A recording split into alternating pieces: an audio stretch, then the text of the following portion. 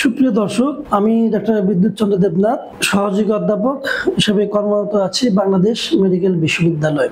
আমি একজন general surgeon and laparoscopic and পায়ুপথের চিকিৎসক। আমরা জানি যে আমাদের পায়ুপথের যে সমস্যা, এই সমস্যা নিয়ে আপনাদের সম্পর্কে আমি কিছু কথা বলতে চাই। সাধারণত দেখা যায় পায়ুপথে নানানবিধ সমস্যা হতে পারে, কিন্তু কমন কিছু জিনিস আছে যেগুলো সাধারণ মানুষ যারা আছে পায়ুপথের সমস্যা মানে তারা কিন্তু পাইলস মনে করে। আসলে কিন্তু পায়ুপথের সমস্যা মানে পাইলস না। তাহলে পায়ুপথে কি কি সমস্যা হতে পারে? পায়ুপথে যেসব সমস্যা হতে পারে, কমন যে সমস্যা সেটাকে আমরা বলি অ্যানাল ফিশার, পাইলস বা হিমোরয়েড, যেটা আপনারা সব রোগকে পাইলস হিসাবে বলেন। তারপর হচ্ছে ফিস্টুলা, ইভেন পায়ুপথের ক্যান্সার। তো অ্যানাল ফিশার কি জিনিস? বেসিক্যালি অ্যানাল ফিশার হচ্ছে যে পায়খানা রাস্তা সামনে বা পিছনে যদি কখনো ফেটে যায়, ওটাকে কিন্তু আমরা অ্যানাল ফিশার বলি। তো এই অ্যানাল ফিশার দুই ধরনের, একটা হচ্ছে অ্যাকিউট অ্যানাল ফিশার আর একটা হচ্ছে chronic anal fissure. Acute anal fissure কী কারণে হয়? স্বভাবতই আমরা নৈমিত্তিকভাবে আমরা দেখা যায় বাথরুমে যাই। স্বাভাবিক বাথরুম যখন হয় তখন কিন্তু পায়খানা রাস্তায় বা পায়ুপথে কোনো সমস্যা হয় না, কিন্তু যখনই অস্বাভাবিক বাথরুম হয়, দেখা যায় কনস্টিপেশন বা শক্ত পায়খানা হয়, তখনই কিন্তু আপনার দেখা যায় যে এই পায়খানা রাস্তাটা ফেটে যায়। এই যে ফেটে যায়, এই সাথে যদি তীব্র ব্যথা থাকে এবং রক্ত যায়, এটাকেই বলে অ্যাকিউট অ্যানাল ফিশার। এই অ্যাকিউট অ্যানাল ফিশার কিন্তু পরবর্তীতে দেখা যায় পারসিস্টিং ম্যানারে যদি থাকে বা দেখা যায় যে লম্বা টাইম রয়ে গেছে, তখন এটাকে ক্রনিক অ্যানাল ফিশার বলে। এই ক্রনিক অ্যানাল ফিশারে তাহলে কিভাবে আমরা ধরতে পারি? পেশেন্টের মাঝে মাঝে ব্যথা হবে পায়খানা করার সময়, তারপর রক্ত যেতে পারে, নাও যেতে পারে, কখনো কখনো চুলকায়, আবার কখনো কখনো দেখা যায় যে কষ আসে, অথবা দেখা যায় যে পানি খরচ করার সময় পায়খানা রাস্তায় একটা হালকা চামড়ার মতো বাজে অথবা গোটার মতো বাজে। এটাকে আমরা ক্রনিক অ্যানাল ফিশার বলি। তাহলে অ্যাকিউট অ্যানাল ফিশার বা ক্রনিক অ্যানাল ফিশার, এই যে বললাম, এইটার আসলে চিকিৎসা কি? চিকিৎসা কিন্তু ভেরি সিম্পল। যাদের অ্যাকিউট অ্যানাল ফিশার আছে, প্রথম দফায় তারা যদি অ্যানালজেসিক, পায়খানা নরম করার ওষুধ, অর্থাৎ পায়খানা যদি নরম হয় অ্যানালজেসিক নেয়, তাহলে দেখা যায় অনেকেরই ভালো হয়ে যায়। যাদের ভালো হয় না তারা কিন্তু ওই ডাক্তারের কাছে আসে। তো আমরা সাধারণত দেখা যায় যে আসার পরে পায়খানা রাস্তাটা দেখে আমরা তাকে হয়তো এর সাথে দু একটা ওষুধ যোগ করে দিই। কিন্তু ক্রনিক অ্যানাল ফিশার যারা, তারা কিন্তু দারুণ অস্বস্তিতে ভোগে। কারণ কি? কারণ হচ্ছে পায়খানা রাস্তাটা ব্যথা, তার সাথে চুলকানি, তার সাথে দেখা যায় কিছু হোয়াইটি ডিসচার্জ, অথবা কখনো কখনো রক্ত যায়। সেই ক্ষেত্রে এই ক্রনিক অ্যানাল ফিশারে কিন্তু দেখা যায় যে তার বেশি প্রবলেম হয়। তখন ডাক্তারের কাছে আসার পর আমরা সাধারণত দেখা যায় কনজারভেটিভলি, অর্থাৎ অপারেশন না করে তাকে আমরা চিকিৎসা দিয়ে থাকি।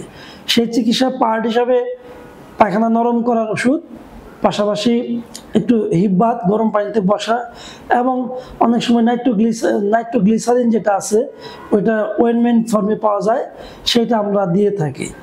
এইভাবে চিকিৎসা করলে দেখা যায় 90% পেশেন্ট কিন্তু ভালো হয়ে যায়। কিন্তু দেখা যায় 10% পেশেন্ট, 5 বা 10% পেশেন্টে কিন্তু এইভাবে ভালো হয় না, তখন তাদেরকে সার্জারি করতে হয়। সার্জারি ভেরি সিম্পল, ল্যাটারাল স্ফিংক্টারেটমি, এবং যে বাড়তি স্কিন থাকে ওটা আমরা ফেলে দিই। মনে রাখবেন, অ্যানাল ফিশার চিকিৎসা করার সময় নাকি ভাবে যেটা কি পুরোপুরি ভালো হয়ে যায়। অবশ্যই ভালো হয়ে যায়, তবে এই ভালো হওয়াটা ডিপেন্ড করবে ওই রোগীর তার দৈনন্দিন লাইফস্টাইলের উপরে। যদি সে তার এই চিকিৎসার পরে নিয়মিত বাথরুম যায়, টাইমলি বাথরুমে যায়, পায়খানা যদি নরম থাকে, তাহলে আর জীবনে কখনোই তার কোনোদিন প্রবলেম হবে না। আর যদি দেখা যায় পায়খানা নরম না হয়, তখন কিন্তু পরবর্তীতে তার রিকারেন্স হওয়ার সম্ভাবনা থাকে, বা অনেক সময় দেখা যায় সেই প্রবলেম নিয়ে আবার আসতে পারে।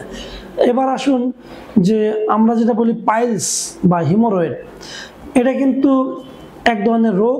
পায়খানা রাস্তার পাশে বিভিন্ন ধরনের রক্তনালী আছে। এই রক্তনালীগুলো 3 তিনটা রক্তনালী মেইন 3, 7, 9 o'clock পজিশন।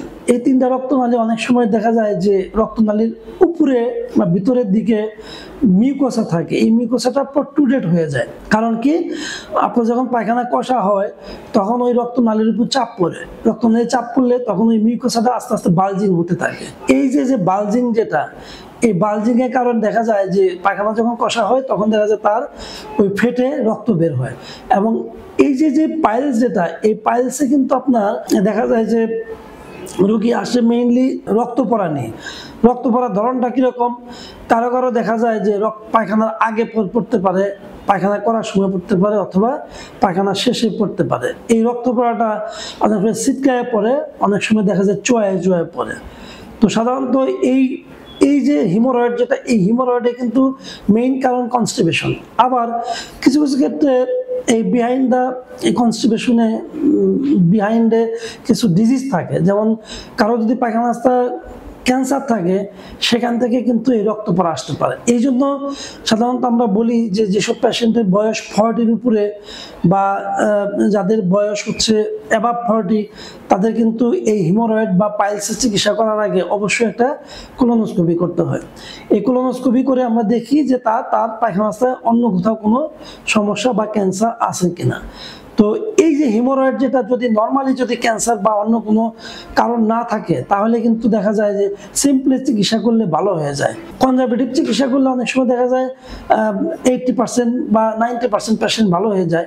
যদি কখনো কখনো ভালো না হয়, তাহলে সেই ক্ষেত্রে বিভিন্ন আধুনিক চিকিৎসা এখন বাজারে আছে। আমরা আগে কিন্তু কেটে অপারেশন করতাম এই পাইলসে, হিমোরয়েডেক্টমি যাকে বলে। নাওয়াডেজ এটা না কেটে অপারেশন করা যায়, সিম্পল লং অপারেশন বলে, যেটা হচ্ছে যে অপারেশনটা করলে এই পেশেন্টকে কখনো হিপ বাদ দিতে হয় না, কখনো পানিতে বসতে হয় না। অথবা আরও রিসেন্টলি যদি চিকিৎসা বলেন, রেডিও ফ্রিকোয়েন্সি অ্যাবলেশন অথবা লেজার সার্জারি, সবই করা যায়। তো এইটা হলো হিমোরয়েড নিয়ে আপনাদের সাথে কথাবার্তা। নেক্সট যেটা ইম্পর্টেন্ট জিনিস, যে ফিস্টুলা কিন্তু অত্যন্ত জটিল একটা জিনিস। ফিস্টুলা হচ্ছে কি, যে পায়খানা রাস্তার পাশে অনেকগুলো গ্ল্যান্ড থাকে, ওই গ্ল্যান্ডগুলো দেখা যায় অনেক সময় ইনফেকশন হয়, অথবা দেখা যায় যে ওই গ্ল্যান্ডগুলো আপনার হচ্ছে যে ইনফেকশন হলে ওখান থেকে অ্যাবসিস হয়ে ফেটে আপনার হচ্ছে বার্স্ট হয়ে যায়। যখন বার্স্ট হয়ে যায়, যে অ্যাবসিস যেটা হয়, এই অ্যাবসিস হওয়ার পরে যদি আর্লি ডাক্তারের শরণাপন্ন হয় এবং ওই অ্যাবসিসটা অ্যাডিকুয়েটলি ট্রিটমেন্ট করা হয়, তাহলে কিন্তু তার ফিস্টুলা হওয়ার চান্স কম থাকে। তো সাধারণত দেখা যায় এই ফিস্টুলাগুলো যখন হয়, তখন এই ফিস্টুলাগুলো সাধারণত দেখা যায় যে ভেরি সিম্পলি চিকিৎসা করলে ভালো হয়ে যায়। কিন্তু এই ফিস্টুলার চিকিৎসা করার আগে আমাদেরকে জানতে হবে যে ফিস্টুলার কারণটা কি। যদি শুধুমাত্র অ্যাবসিস হয়, অ্যাবসিস থেকে বার্স্ট হয়ে হয়, তাহলে কিন্তু ভেরি সিম্পল অপারেশন ফিস্টুলেক্টমি, বা যদি কমপ্লেক্স ফিস্টুলা হয় তাহলে ফিস্টুলেক্টমি পাশাপাশি সিটন বসানো হয়। কিন্তু এই ফিস্টুলার সাথে অনেক সময় দেখা যায় অ্যাসোসিয়েটেড টিউবারকুলোসিস বা ক্যান্সার জাতীয় রোগ থাকতে পারে, তখন কিন্তু তার চিকিৎসার ধরনটা ঘুরে যায়। তা আমরা সাধারণত দেখা যায় যে এই ফিস্টুলা ডিটেকশনের জন্য আমরা কি বলি, প্রক্টোস্কোপি করে দেখি বা পায়খানা রাস্তাটা দেখি, একটা মেশিন দিয়ে দেখি। এই মেশিন দিয়ে দেখার পরে বোঝা যায় যে আসলে তার কি জন্য ফিস্টুলাটা হয়েছিল। তো এটা দিয়েও যদি ক্লিয়ারলি না বোঝা যায়, তাহলে সেই ক্ষেত্রে এন্ডোরেক্টাল আলট্রাসোনোগ্রাম অথবা MRI করে আমরা কনফার্ম হতে পারি যে ফিস্টুলার কারণটা কি।